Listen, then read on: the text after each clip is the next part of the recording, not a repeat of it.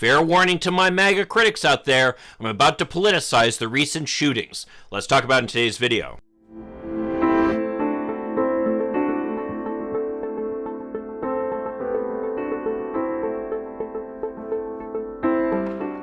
Hi, I'm Mike Greiner. I'm a lifelong Democratic activist who's concerned about the direction our country is taking. I'm also a lawyer and an academic, and I'm here to help you stand up to the BS of the MAGA crowd. So I've already heard from some of my MAGA trolls who are saying that I've been slow to produce a video politicizing the recent shootings, including the ones in Buffalo and especially in Uvalde. This school shooting is really horrifying, with 19 children dying. But the truth of the matter is, as you, who might have been following me for a while, know, I try to actually contribute to the debate. I mean, I can't respond quickly enough to events to really be a news reporter, and instead I try to kind of give you a little bit of context and maybe say a few things here that you might not have heard elsewhere. And in this case, it's been tough because this school shooting, rightfully so, has brought so much attention to the gun issue.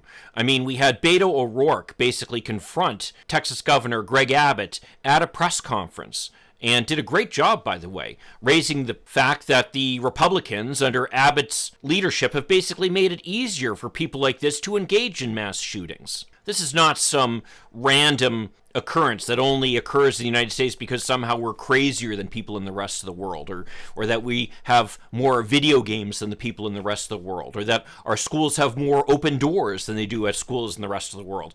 No, the difference is that we have more guns. Period. End of story. The correlation between the number of gun deaths here in the United States and the number of guns we have is patently obvious. Now, that being said, I've actually always been relatively restrained as Democrats go because as a lawyer, I'm familiar with actually what the Second Amendment says. And unlike some who say that it only applies to militias, I actually think that it needs to be read broadly. I actually agree with the Supreme Court's decision there, where they say that the language of the statute, the language of the constitutional amendment, makes it clear that really government is not allowed to put serious restrictions on the right to bear arms. Period. End of story. That previous clause there that people always point to about in order for there to be a well-regulated militia, I hate to say it, but the way that it's phrased there, they're basically referring to the historical fact that back in colonial times, you basically had regular citizens who had weapons, and so they were able to have the weapons available to them when they were resisting the British government. This argument that somehow this was just a way to allow the states to have national guards really actually doesn't fit with what the statute says or our history. That being said, there are certainly steps that can be taken, even within the context of this protection in the Constitution, that would address some of the problems we have with guns here in the United States. You see, no right is absolute. We have limits on the freedom of speech, for example. You can't defame somebody. And you also can't, as the saying famously goes, yell fire in a crowded movie theater.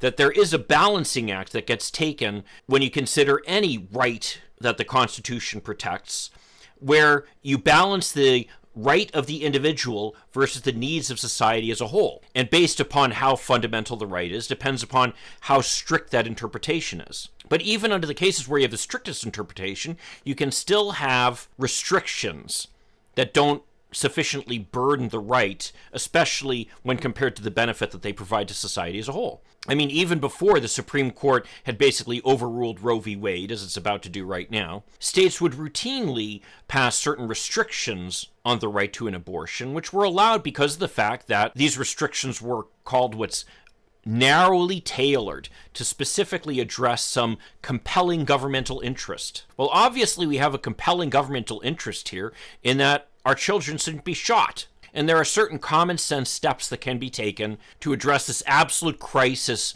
of gun violence we have here in the United States. As just one example, one of the ways that many people die as a result of gun violence would either be as a result of suicide or domestic violence. Well, those deaths typically occur in a moment of passion when emotions are running high. Somebody might run out, and because of the ease that we have in this country of buying a gun, they can go buy a gun, come back and shoot either themselves or somebody else very easily. If we have a short waiting period, before you can actually buy a gun, well, then that would actually allow heads to cool a little bit. And, people might not be driven so much by their passions to shoot either themselves or someone else in an emotional outburst. Similarly, there's ample evidence that many of these mass shootings, including the one in Uvalde, involve people for whom there was a lot of evidence that they had psychological issues, or where there had been indications that this individual was actually dangerous and was in the process of planning this type of crime. I mean, that certainly was the case in Buffalo, for example. So the idea of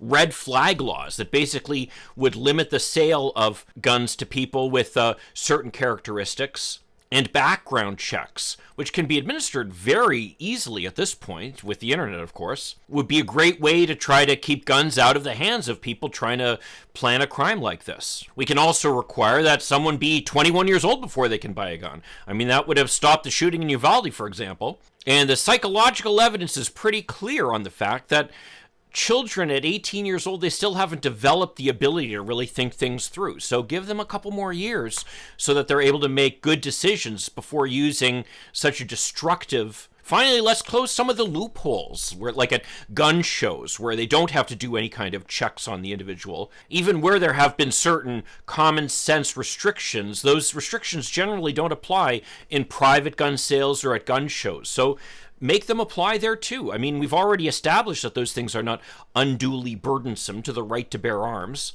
And so just make them universal. Don't have all those loopholes. Indeed, any of these things that I talked about would not be unduly burdensome to the right to bear arms. And as a result, they should pass constitutional muster, even though there is the Second Amendment. I mean, the Second Amendment, like any right, is not absolute. It doesn't mean that society has no interests, that we can't limit in one way, shape, or form the distribution of guns through certain narrowly tailored common sense measures. In fact, at this point, not only are these measures effective, and have been pretty much shown to be so as a result of the research, but they're also pretty minimal. I mean, the NRA has done a great job, and for that matter, the other gun rights organizations that have kind of stepped into its place since the NRA has been going through such financial trouble over the past few years. They've essentially used these political campaigns against any kind of restrictions on guns really as a means to raise money for themselves. And so they fight even the most basic common sense measures, things that are overwhelmingly popular with the general public, even among Republicans, because of the fact that it riles up their base and gets them to basically give money to the organizations. None of what I'm saying here, though, is particularly groundbreaking. We've seen a lot of discussion about many of these issues in the coverage following the Uvalde shooting. But what really struck me about this is how the reflexive response that Republicans have to this type of event, that we need to arm teachers because the only thing that's going to defeat a bad guy with a gun is a good guy with a gun, right? Well, that claim has been shown to be utterly ridiculous as a result of what happened in Texas. I mean, let's set aside the irony of the fact that these conservatives don't trust teachers like me to select the textbooks for our children, but yet they want us to have guns that we can use, or that the net effect of anything like this would be to turn schools potentially into shooting galleries, where not only will the shooter be there killing people, but so will the teachers as the crossfire is going back and forth across the classroom. I mean, it's just utterly ridiculous. But the response by the police just showed how utterly absurd this argument is that only good guys with guns will stop bad guys with guns. We've all heard about how the police officers stood in the hallway with their weapons for more than an hour as students were desperately calling on their cell phones, begging for help. Why didn't they rush in and confront this gunman? Well, as the police admitted, they're afraid of getting shot.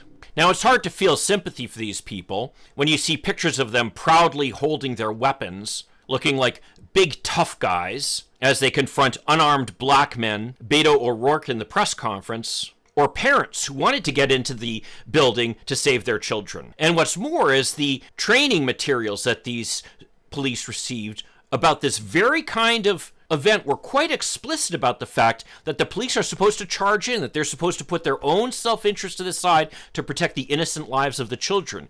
Did the police do that? No. So people's outrage over their behavior is appropriate. But what strikes me the most is that's kind of the human reaction in a lot of ways. I mean, does anybody want to run in and confront a gunman with an automatic rifle? No. I love how the police were standing out there literally thinking of one excuse after another as a reason why they couldn't go in and stop the gun person. But the reality is they were scared. Now, certainly anybody who behaves like that, I would suggest, might want to get into a different line of work. But the reality is, I bet more police would behave that way than we'd care to admit.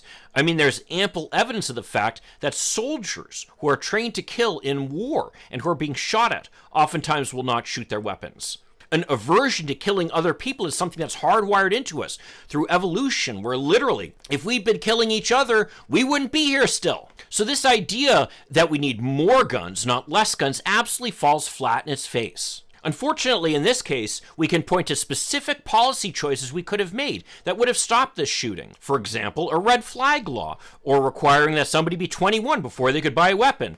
Either of those occurrences would have completely changed what happened down in Texas. But for those who respond that the answer is we need more guns, well, guess what? Those police had guns. And how well did it work out for them?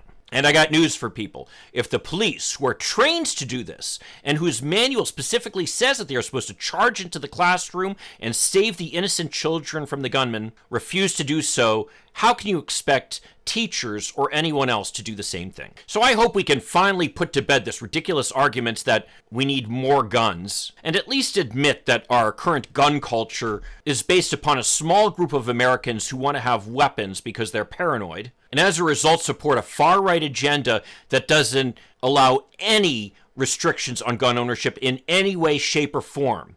And that these people get riled up by the NRA and other gun organizations so that they give money to these organizations. That's what's really going on here. And the truth of the matter is, until we elect politicians who are not beholden to that small group, we're not going to see any real progress with any kind of common sense gun reform in the United States. Well, if you want to see an example of where a state has actually taken on the gun lobby, why don't you check out this video I did over here where I describe a policy that's being put in effect in California, where essentially Governor Gavin Newsom out there has turned the tactics of the anti-abortionists against the gun rights lobby. I'll see you then. In the meantime, let's hope for continued progress. Thank you.